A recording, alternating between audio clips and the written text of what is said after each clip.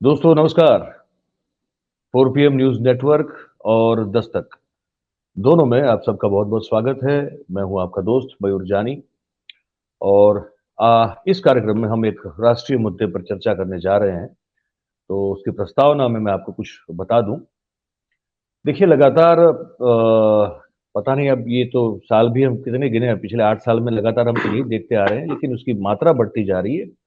वो मात्रा ये है कि विपक्ष के जितने भी नेता हैं और सब पे बारी-बारी से ईडी जो है वो अपना प्यार बरसा रही है। उनको जाके जो है घर पे जाके गले मिल रही है और फिर वहाँ से मिले ना मिले कुछ वो अलग बात है, लेकिन मुकदमा बनता है। संजय राउत जैसे लोग जो है जेल चले जाते हैं। फिर उसके बाद कोर्ट में ये पूछा जाता है कोर्ट के द्वारा कि इसमें था क्या साबित करने के लिए, जो आपने इनको इतना महीना जेल में रखा। खैर ये सब हो रहा है। अब यही सिलसिला जो है वो बिहार में चल रहा है। लालू प्रसाद यादव जो अपनी किडनी जो है उसका इलाज करवा के वापस पहुंचे, उसके बाद जो है छापे शुरू हो गए हैं ईडी के। और ईडी के छापे शुरू हुए। तेजस्वी यादव जो कि वर्तमान बिहार सरकार में डेप्यूटी चीफ मिनिस्टर की जिम्मेदारी निभाते हैं, वो उनको घेरा गया। उनके और उनके घर वालों के आसपास करीब 20 जितने ठिकानों पर जो है वो छापेमारी की गई। ईडी का कहना है कि हमने 1 करोड़ रुपया नगद हमने जो है ढूंढ निकाला है और करीबन-करीबन 600 करोड़ रुपए की जो है अवैध रूप से बनाई गई संपत्ति भी जो है, वो नामी हो या बेनामी हमने वो जो है ढूँढ निकाली है। और इसके बाद सीबीआई ने कहा कि भाई अब आप दिल्ली हाई कोर्ट आइए। हाई कोर्ट मतलब दिल्ली आपको पेश होना होगा, तो ये हाई कोर्ट चले गए। तो वहाँ पे फिर जो है 25 मार्च का उनको डेट मिला है हाई कोर्ट में पेश होने के लिए। तब जबकि सीबीआई ने कहा कि नहीं हम गिरफ्तारी नहीं करेंगे, हम तो चाहते हैं कि वो रूबरू यहाँ पे आए और ताकि ठीक से उनसे बातचीत हो सके। उसके बाद ये जो आखिरी अपडेट हमारे पास है वो ये है कि वो 25 मार्च के दिन दिल्ली हाई कोर्ट में पेश होने जा रहे हैं। राजनीति के अखाड़े में ये एक इस तरह की कुश्ती है जिस पे लगातार विपक्ष के नेता जो है वो या तो दब रहे हैं या चित हो रहे हैं या फिर जेल जा रहे हैं या फिर थक हार कर भारतीय जनता पार्टी की शरण में नतमस्तक होकर झुक जाते हैं। अब बिहार में ये जो हो रहा है वो यहाँ हम गुजरात में बैठ के तो कैसे बता पाएंगे। तो हमारे एक बहुत पुराने मित्र हैं, वरिष्ठ पत्रकार हैं बिहार के, दिनेश आनंद जी। दिनेश आनंद जी हमारे सहयोगी भी रह चुके हैं। विविध न्यूज़ चैनल्स में उन्होंने बड़े अच्छे ओहदे पे काम किया, वहाँ ब्यूरो चीफ के तौर पे काम किया है। अखबार जो है बहुत अच्छे-अच्छे अखबार जो है, उनके वो वहाँ के जो है संपादक राज्य स्तर के और रह चुके हैं। आउटलुक जैसा जो मैगज़ीन है उसके भी डिजिटल प्लेटफ़ॉर्म के लिए वो काम करते रहे हैं, कार्यक्रम बनाते रहे हैं। उनका एक कार्यक्रम बड़ा पॉपुलर भी हुआ है, कुछ मुलाकात या इंटरव्यू का वो कार्यक्रम रहा है। तो हमने सोचा कि वो बड़ी पैनी नज़र रखते हैं बिहार की राजनीति पे, तो उन्हीं को आमंत्रित किया जाए और उनसे पूछा जाए। तो पहले उनको हम जो है जोड़ लेते हैं हमारे साथ। दिनेश जी आपका बहुत-बहुत स्वागत है 4 PM पे और दस्तक पे। आपकी तबीयत की हम बता दें दर्शकों को कि वो अभी भी ऑपरेशन करके कुछ दिनों से जो है घर पे आराम कर रहे हैं। लेकिन हमने आग्रह किया तो आज वो प्रस्तुत हो गए आप सबके लिए। तबीयत ठीक है? मयूर 2 तारीख को मेरी सर्जरी हुई थी, उसके बाद से अब जी। काफी अच्छा फील कर रहा हूँ। थोड़ा हेड स्पेस दे देंगे आप अपनी फ्रेम में? जरूर। जी, जी। थोड़ा-सा दे दीजिए। बढ़िया, बढ़िया। तो भाई अब ये नेहा सिंह राठौड़ की स्टाइल में पूछे तो दिनेश जी बिहार में का बा? देखिए, इधर बिहार जो है पिछले कुछ महीनों में काफी सुर्खियों में बना रहा है। जी, खास करके जो भी आपने अपने दर्शकों को बताया ईडी के रेड के बारे में, सीबीआई के छापों के जी। बारे में, तो हमारे दर्शक भी ये जानते हैं कि लालू यादव की किडनी खराब थी और उनकी बेटी रोहिणी आचार्य ने उन्हें अपनी किडनी भी डोनेट की थी। सिंगापुर के हॉस्पिटल में लालू यादव लंबे समय तक एडमिट रहे और वहां उनका किडनी ट्रांसप्लांट हुआ और काफी लंबे समय के बाद वो हिंदुस्तान वापस लौटे। लेकिन जी, अभी वो व्हील चेयर पे ही है, लेकिन ईडी ने एक बार फिर उनका दरवाजा खटखटाया है और रेलवे में जॉब के एवज में जो जमीन ली है लालू यादव ने, ऐसा आरोप है ईडी का। हालांकि ये मामला जो है अभी विचाराधीन है, अदालत में ये मामला है। और अभी 2 दिन पहले ही लालू यादव और मीसा भारती और उनकी पत्नी राबड़ी देवी को कोर्ट ने जमानत भी दे दी है। अब एक डेट इस महीने में एक तारीख मुकर्रर की है अदालत ने, जो अंतिम सप्ताह में मार्च के लालू यादव को फिर से हाजिर होना होगा। खास बात यहाँ ये है कि जब सीबीआई वहाँ मौजूद थी, जब इनके बेल पे सुनवाई हो रही थी, लेकिन इस बार सीबीआई ने इस पर कहीं कोई आपत्ति नहीं जताई। मतलब बेल के दौरान कोर्ट में कोई आपत्ति दर्ज नहीं की उन्होंने, वो वहाँ पर मौन रहे और अदालत ने इनको जमानत दे दी है। अब यहाँ मयूर जो छापे की जहाँ तक बात है, लगातार सीबीआई और ईडी या जितनी भी केंद्रीय एजेंसियां हैं वो काफी हमलावर हैं, खास करके विपक्षी पार्टियों पर। ये मामला जी, केवल बिहार में नहीं है, लालू यादव तो लगातार इस मामले को झेल ही नहीं रहे हैं। और तेजस्वी यादव जो बिहार के डिप्टी चीफ मिनिस्टर हैं, लालू यादव के बेटे हैं, उन्होंने तो साफ तौर पे कह दिया कि सीबीआई तो बिल्कुल हमारी रिश्तेदार हो चुकी है और इनका तो हमारे घर पे आना जाना अब लगा ही रहता है। हाल के वर्षों बिल्कुल। में जो पीछे पहले भारतीय जनता पार्टी के साथ जेडीयू के गठबंधन की सरकार थी बिहार में, और जब जेडीयू ने आरजेडी के साथ सरकार बनाया और बीजेपी से पल्ला झाड़ लिया, उसके बाद से ये जो छापे हैं ये लगातार बढ़ते जा रहे हैं। और जाहिर सी बात है, इसमें कहीं राजनीतिक जो लालू यादव का कहना है कि ये राजनीतिक साजिश है मेरे खिलाफ, और अभी हमें कुछ मिला नहीं है। खास करके ईडी ने जो अभी बताया, मीडिया को जो ये जानकारी दी कि 600 करोड़ ये गबन का पता चला है, जिसमें कि अचल संपत्ति भी है और चल संपत्ति भी है।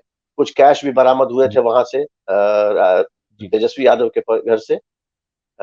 उसके अलावा कई काफी सारे गहने भी वहां मिले हैं और जमीन के कागजात भी मिले हैं। खास करके उस फ्लैट घर की बात हो रही है जो दिल्ली के डिफेंस कॉलोनी में तेजस्वी यादव का मकान। जी, लेकिन अभी मीडिया से मुखातिब थे 2 दिन पहले तेजस्वी यादव, तो उन्होंने साफ तौर पे मीडिया को कहा कि जो ईडी ने हमारे यहाँ सर्च किया है, इसमें उनको ठेंगा मिला है। कहने का मतलब ये कि इनको कुछ भी हासिल नहीं है, और अगर इन्हें इन्हें कुछ वास्तव में कुछ मिला है, तो एक सीजर लिस्ट तैयार होती है, तो वो जो सीजर लिस्ट है, वो मीडिया में आके जी, सार्वजनिक कर देना चाहिए भारतीय जनता पार्टी को। मयूर। बिल्कुल। जी, बिल्कुल। बात सही है, मैं उनके कुछ बयान अभी देख रहा था, वो जैसे आप कह रहे थे वही कह रहे थे, वो तो और भी कह रहे थे कि जैसे ये बयान है उनका, तो कहा कि अगर लालू जी ने बीजेपी से हाथ मिला लिया होता, तो आज वो हिंदुस्तान के हुँ, राजा हरिश्चंद्र होते, है ना? और बिल्कुल, तथाकथित जो जो चारा घोटाला है वो 2 मिनट में भाईचारा घोटाला हो बिल्कुल, जाता और लालू जी का पूरा डीएनए बदल दिया जाता। प्रियंका गांधी वाड्रा जी की भी एक प्रतिक्रिया हम देख रहे थे, है ना? जी, एक ये बताइए हमारे दर्शकों को कि वहाँ का जो राजनीतिक माहौल है, वहाँ तो देखिए ऐसा नहीं है, गुजरात जैसा तो है नहीं कि अब तक तो 2 ही पार्टी थी, अब मुश्किल से जो है एक आम आदमी पार्टी ने थोड़ा बहुत जो है अपना पाँव यहाँ पे घुसाया है। वहाँ तो स्थानीय पार्टी का ही दबदबा रहा है, चाहे वो आरजेडी हो, चाहे वो जेडीयू हो, और बीच-बीच में रामविलास पासवान जी की जो पार्टी थी, वो भी भले ही कभी सरकार बनाने की क्षमता में नहीं रही, लेकिन उसका एक बिल्कुल, बड़ा एक महत्व रहा है। जितने राम मांझी साहब जो है ये पूर्व मुख्यमंत्री बन चुके हैं, उनका भी भले ही अति पिछड़ों का एक छोटा लेकिन एक बहुत मजबूत एक तबका वहाँ पे रहता है ना? बिल्कुल। और फिर कांग्रेस, फिर सीपीआईएम और बीजेपी, है ना? ये सब बहुत मतलब वहाँ जो पॉलिटिकल जो पूरा एक गैमट है, दिनेश भाई, वो बहुत बड़ा है। गुजरात की तरह तो है नहीं वो, या राजस्थान की तरह हुँ, भी नहीं है वो, ठीक है? ना ही बिल्कुल। एमपी की तरह है। तो इस छापेमारी के चलते बिहार में क्या मतलब राजनीतिक जो एक गलियारा होता है ना, वहाँ क्या चल रहा है? कुछ आपसे बातचीत होती होगी लोगों की? देखिए मयूर, आपने जो अभी बिहार के राजनीतिक हालात के बारे में बताया, उससे मैं सहमत हूँ, और अच्छी जानकारी आपके पास है बिहार की राजनीति की भी।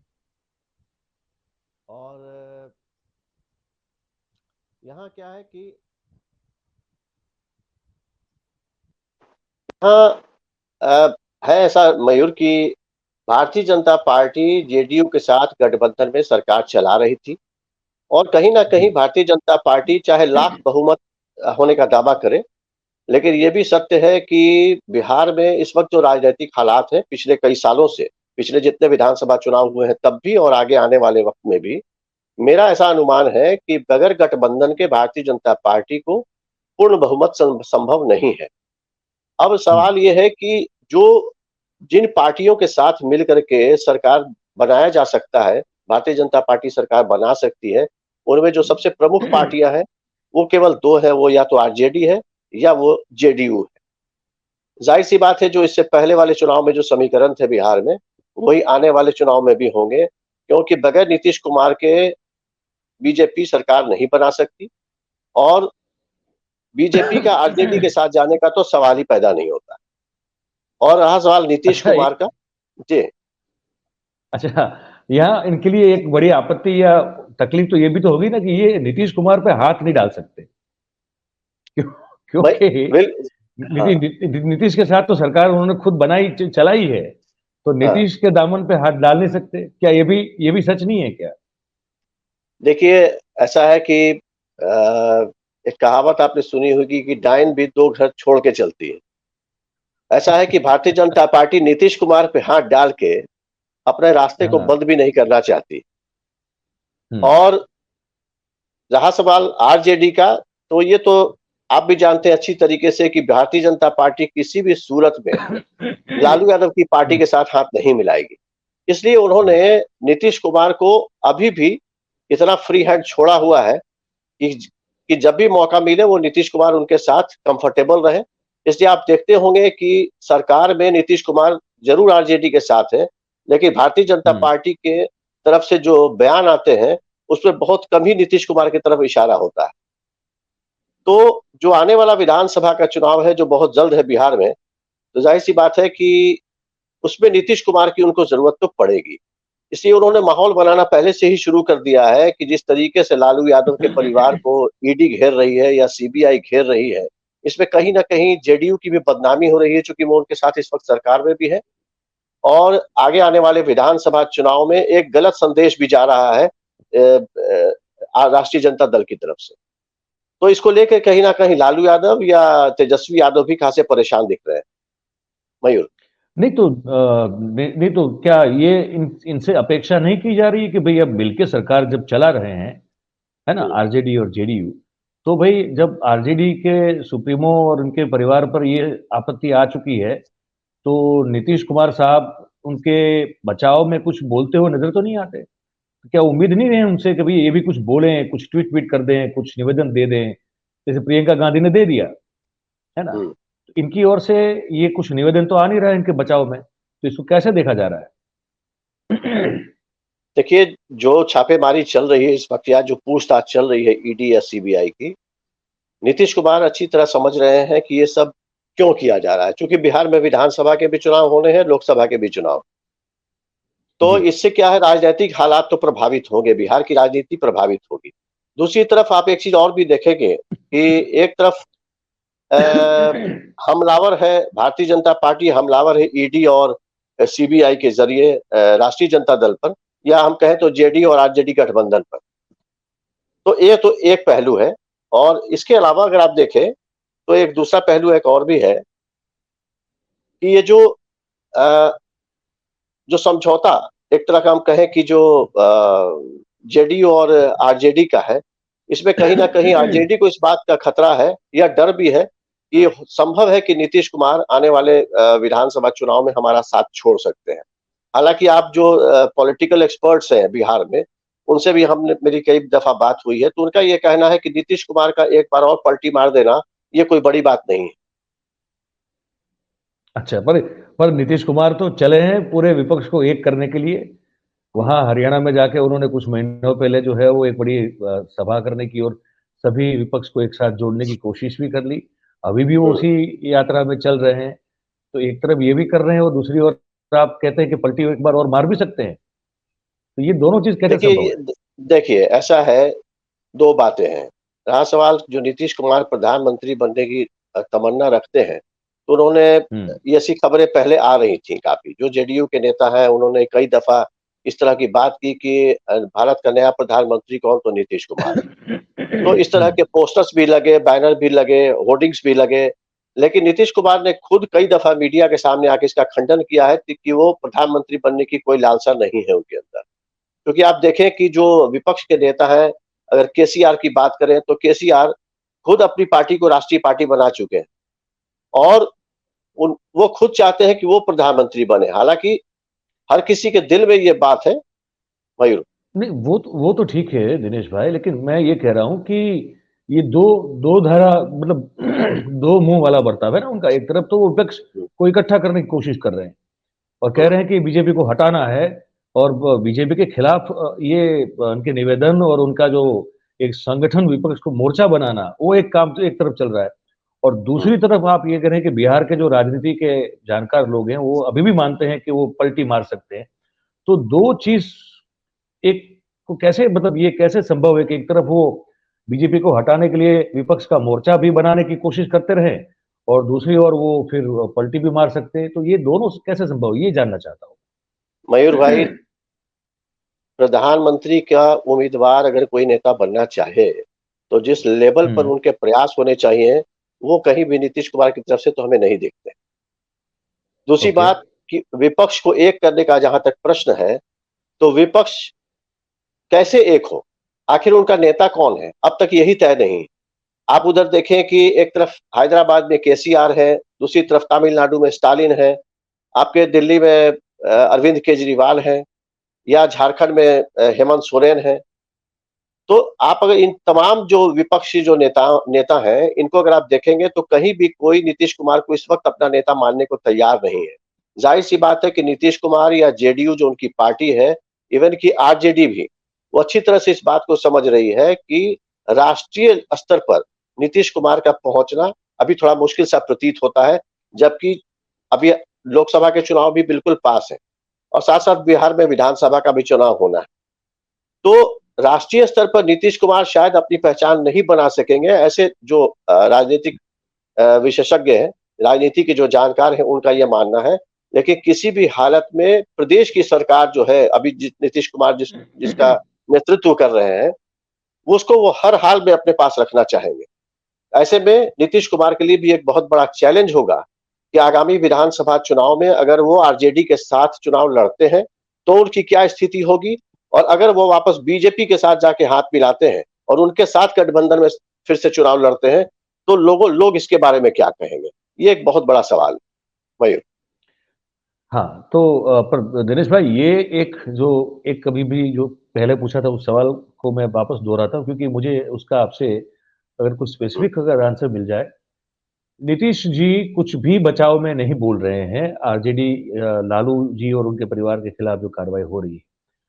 कोई भी पॉलिटिकल बयानबाजी तो करता है, लेकिन जैसे मैंने कहा प्रियंका गांधी कर चुकी है, ये नहीं कर रहे हैं। ये जो नहीं कर रहे हैं, इस बात को कैसे देखा जा रहा है?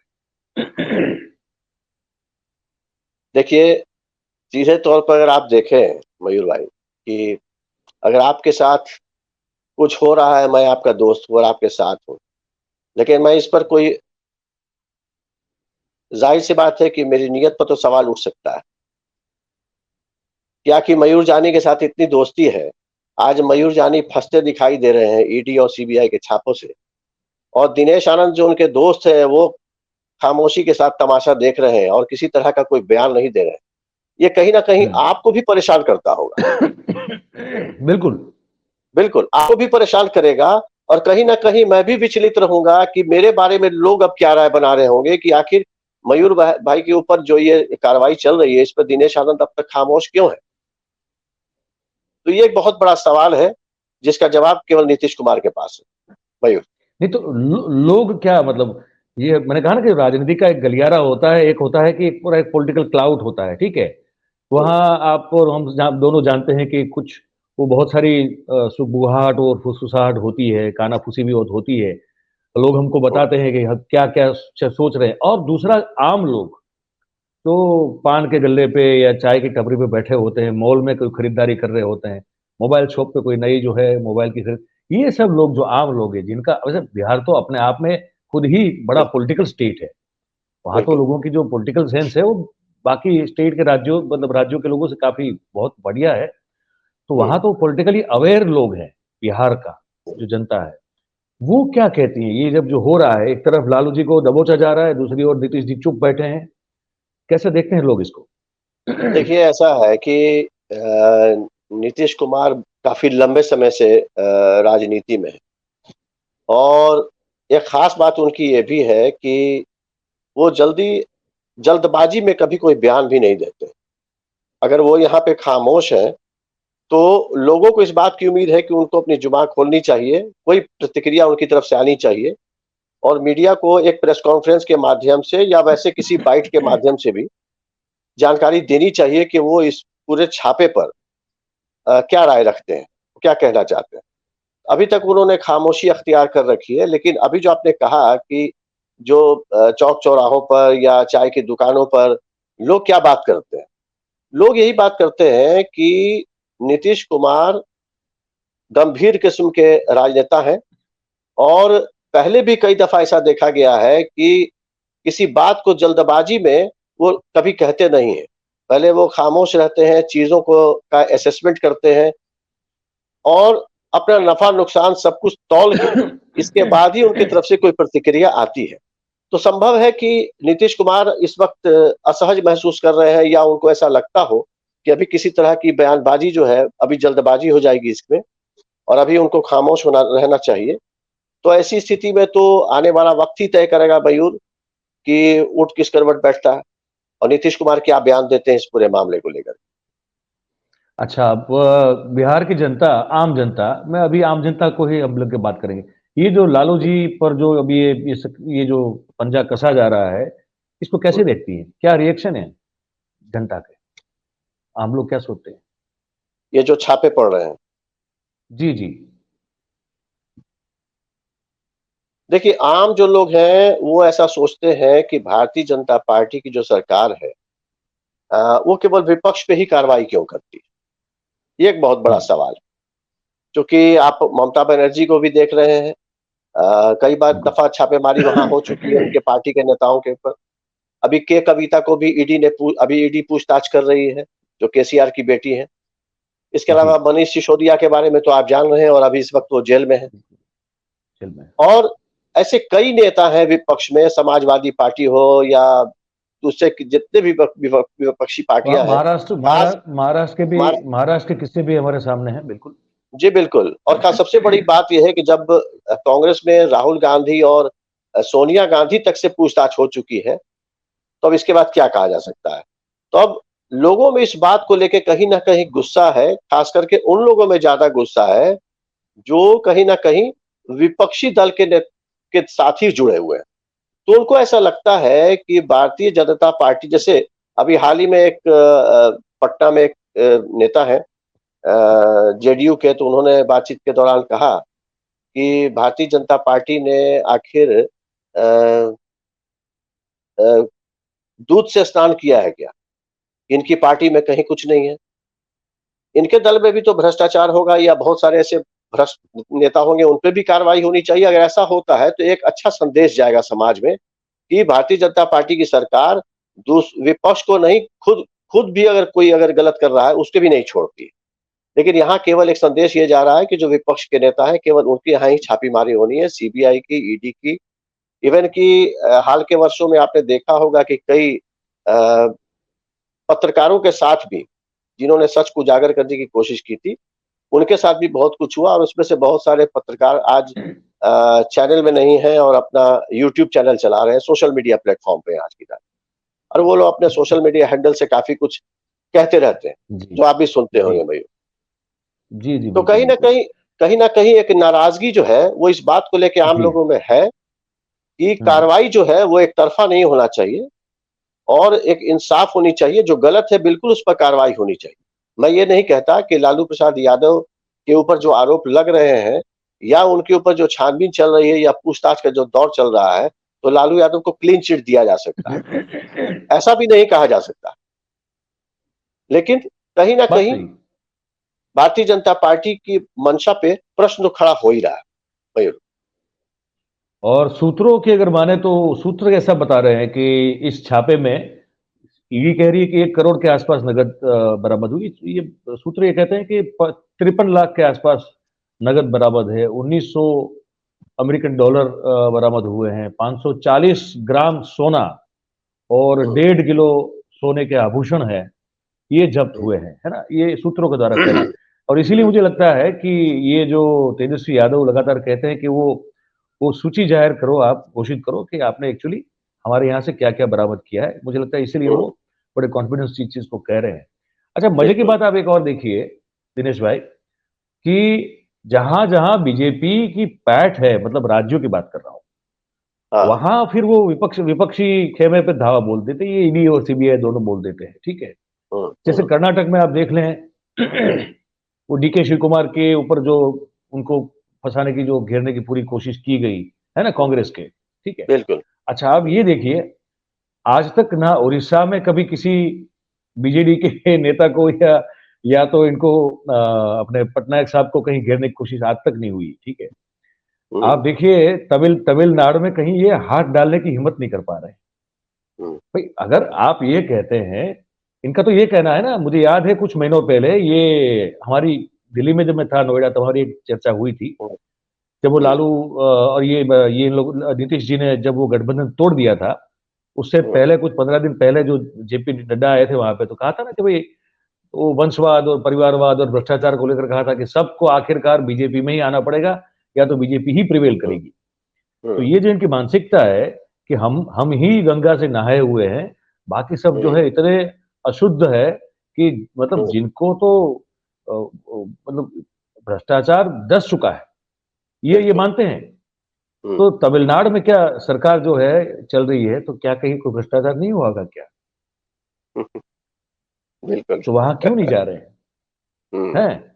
अच्छा, वहाँ क्यों नहीं जा रहे हैं? ये इधर क्या कहते हैं इसको केरल में, हुँ, वहाँ भी तो सरकार उनकी उनकी तो नहीं है सरकार, हुँ। ठीक है? वहाँ सीपीएम की सुशासन है, सरकार है। हाँ। वहाँ सुशासन है। हाँ, वहाँ तो वो भी तो विपक्ष है, वहाँ नहीं जा रहे, हुँ, हुँ, ठीक है? बिल्कुल, अच्छा, बिल्कुल। यहाँ भी आप देखिए ये हुँ, इनको भी ये हुँ, जगन रेड्डी साहब हुँ, आंध्रा के मुख्यमंत्री, वो उनका क्योंकि वो मतलब प्रत्यक्ष रूप से उनको जो है मतलब वो नहीं है कि उनके साथ जुड़े हुए, लेकिन परोक्ष रूप से वो उनके साथ है, तो वहाँ सब कुछ ठीक है, सुचारू है, कोई प्रॉब्लम नहीं है, सब सलामत है। तो जहाँ-जहाँ बिल्कुल। उनके हाँ, जहाँ-जहाँ उनके साथ जुड़े हुए लोग हैं, या तो ऐसी जगह हुँ, जहाँ हाथ डालने में उनको डर लगता है, उनको पता है कि तमिलनाडु में अगर घुस गए तो बहुत तकलीफ हो जाएगी, है ना? हुँ, केरल में घुस गए तो बहुत तकलीफ हो जाएगी।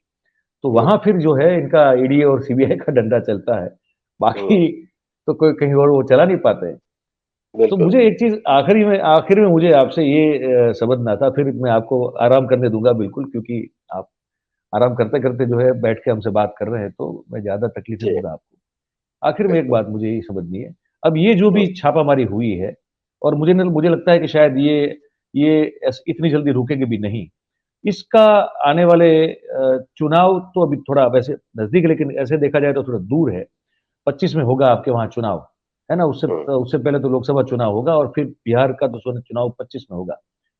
हुँ, तो अगर लोकसभा 13 महीना बाकी है, अगर ये देख लें, तो क्या हुँ। इस छापेमारी से क्या फ़र्क पड़ेगा लोगों की, वोटर की मानसिकता के ऊपर? बीजेपी को लेकर, आरजेडी को लेकर और जेडीयू को लेकर? देखिए, ऐसा है कि बीजेपी का अपना जो एक वोट बैंक है, वो तो उनका हुँ, इंटैक्ट हो रहेगा। लेकिन ठीक है। आरजेडी को इन छापों के ज़रिए आरजेडी और जेडीयू को कमज़ोर करने की के जो तरीके हैं, इसमें मैं आपको इतना ज़रूर कहना चाहूँगा अपने अनुभव के आधार पर मयूर भाई कि लालू जी। यादव का जो वोट बैंक है, हुँ, वो कहीं खिसकने वाला नहीं है। अच्छा। लालू यादव ने अपनी पार्टी को कुछ इस तरीके से तैयार किया है कि जो यादव और जो मुस्लिम वोट बैंक है, आप अच्छी तरह से मुस्लिम, जानते हैं कि लालू यादव यादवों के नेता हैं और मुसलमान जो है वो लालू यादव के साथ आरंभ से ही है। और जो जी। मुसलमान वोट बैंक है उसको कहीं न कहीं इतना पता है कि लालू ही हमारे नेता है, सर्वमान्य नेता है और यादवों को भी ये बात पता है। और अच्छी खासी तादाद है बिहार में यादवों की भी और मुसलमानों की। तो इनका जो मुस्लिम और यादव वोट बैंक जो माई समीकरण है, वो तो इंटैक्ट रहेगा। कहने का मतलब ये है कि जो विधानसभा में जितनी सीटें अभी इनके पास हैं, इतनी सीटें तो इनके पास कम से कम रहनी चाहिए, जो मेरा अनुमान है। और जहां तक रहा सवाल ईडी और सीबीआई के छापों का, तो जो ये इनका एमवाई समीकरण है, उस पर इन छापों का कोई असर तो मुझे नहीं लगता कि पड़ेगा। वजह यह है कि जो बिहार की ओवरऑल जो पूरी जनता है, वो भी ये बात तो समझ रही है, जब हम और आप समझ रहे हैं, हम और आप भी इंसान हैं। जब हम आप जो बात समझते हैं, वो बात तो इनके वोटर्स भी समझते हैं। चाहे वो बीजेपी के वोटर है या जेडीयू के वोटर है या आरजेडी के वोटर है, सीपीआई, सीपीएम है या जितनी भी अन्य पार्टियां, इनको भी ये पता है कि ये सब कुछ चुनाव से पहले क्यों हो रहा है। तो लालू यादव को कहीं भी इस बात का डर नहीं है कि आगामी विधानसभा चुनाव में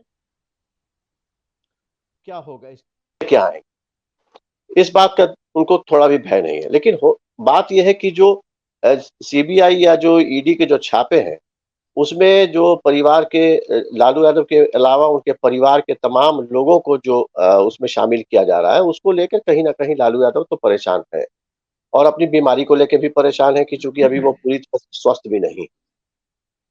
तो क्या तो इस जो बिहार, छापे का मतलब सिर्फ ये समझा जाए कि वो किसी भी तरह इनको उतना कॉर्नर कर देना चाहते हैं कि वो झुक कर जो है बीजेपी के शरण में चले जाए, ये मकसद हो सकता है, क्या हो सकता है? देखिए ऐसा है कि अगर नीतीश कुमार बीजेपी के साथ हो जाते हैं, तो उनको इतना घुटने पिलाने की भी जरूरत नहीं है कि आरजेडी को घुटने पिलाने की उनको कोई जरूरत नहीं। बात केवल इतना है कि उनको किसी भी हालत में आरजेडी की सरकार बीजेपी आरजेडी के साथ सरकार नहीं बनाएगी। लेकिन नीतीश कुमार के लिए द्वार अभी भी उन्होंने खोल रखे हैं, क्योंकि आप देखेंगे कि जिस स्तर पर नीतीश कुमार के खिलाफ जो बयानबाजी भारतीय जनता पार्टी की तरफ से होनी चाहिए थी, उतनी नहीं है। तो किसी भी हाल में बीजेपी यही चाहती है कि आगामी विधानसभा चुनाव में आरजेडी और जेडीयू के गठबंधन की सरकार ना बने। इसकी पूरी कोशिश तो रहेगी उनकी। इसकी पूरी कोशिश रहेगी। चलिए, आपने वक्त निकाला दिनेश भाई, तबीयत थोड़ी नासाज होते हुए भी, और हमारे दर्शकों के लिए आपने जो जानकारी दी, आपका बहुत बहुत धन्यवाद। आप आराम करें और जल्दी से एकदम स्वस्थ हो जाएं, ऐसी कामना करते हैं आपके लिए। बहुत और धन्यवाद। बातचीत करते रहेंगे, बातचीत आपसे हमारी होती रहेगी और दर्शक आपकी जानकारी का लाभ हमारे जो है उठाते रहेंगे। Thank you very much. बहुत बहुत बहुत धन्यवाद। धन्यवाद।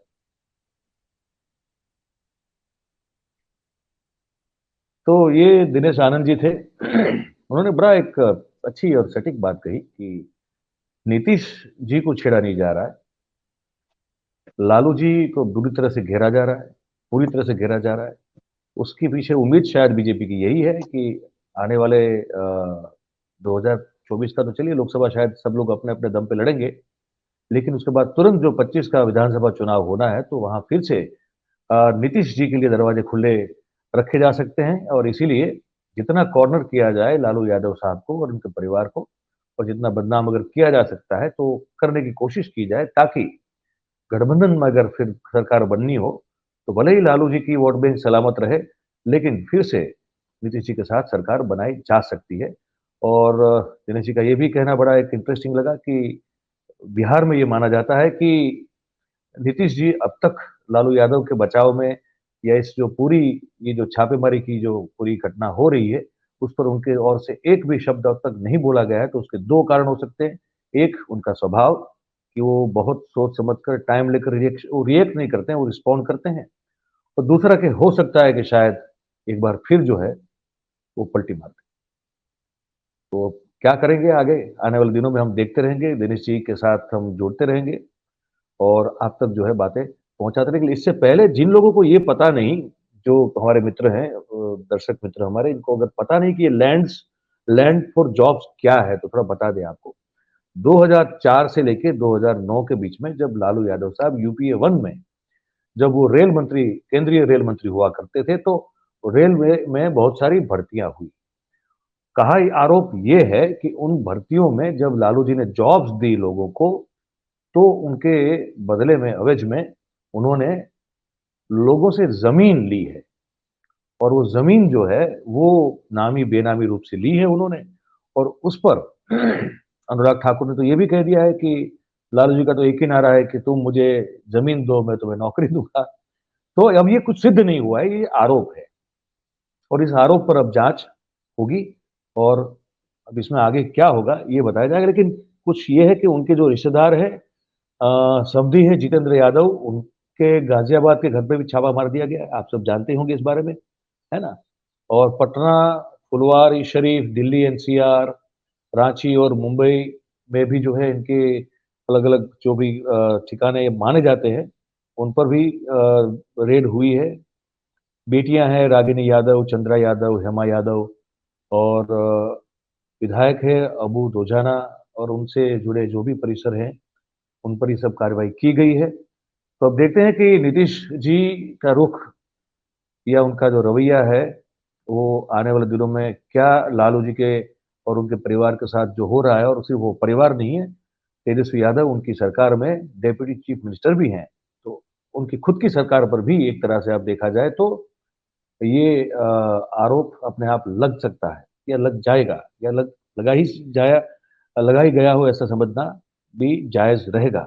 तो क्या वो उसके बचाव में कुछ कहते हैं या चुप्पी साधे रहते हैं?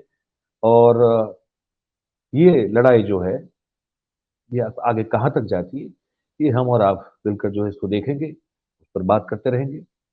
और ये कार्यक्रम कैसा लगा इस पर आप कमेंट ज़रूर करें भाई साहब, बहनें हमारी। और अगर अच्छा लगता है तो इसको लाइक करें, इसको शेयर करें ताकि और भी लोग देख सकें। सब्सक्राइब करें और करवाएँ ताकि हम ज़्यादा से ज़्यादा लोग तक पहुँच सकें।